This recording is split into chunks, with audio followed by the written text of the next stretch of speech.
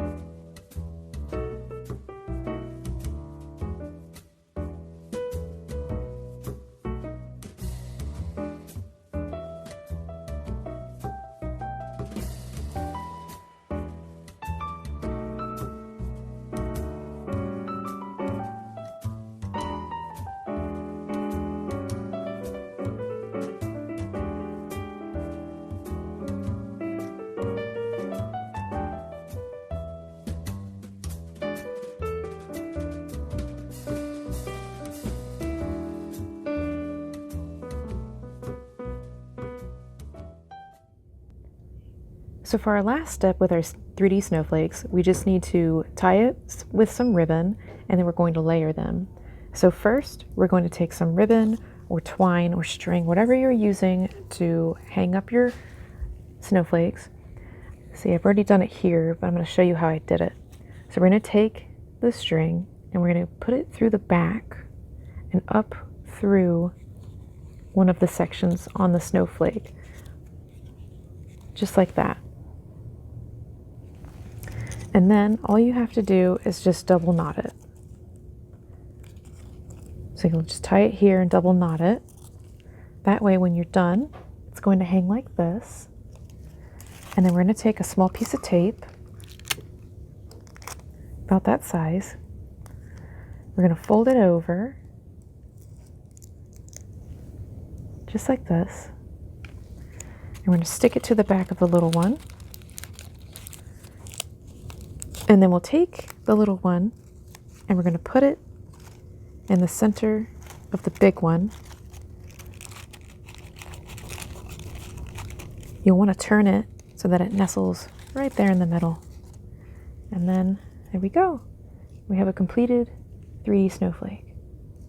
And if you want to, you can always put a little bit of glitter in the center here or some sequins. This would be a good time to do it now that we're done pressing on this, and so that none of it falls off while you're working on it. You can hang these from the ceiling. You can hang them in the window. I feel like they look a lot better when you have a lot of them. So definitely make lots of these. Thank you for tuning in to this week's Full Steam Ahead with Richmond Public Library. I hope you enjoyed making your 3D snowflakes, and let's hope for some actual snow here in the near future. Until next time, bye!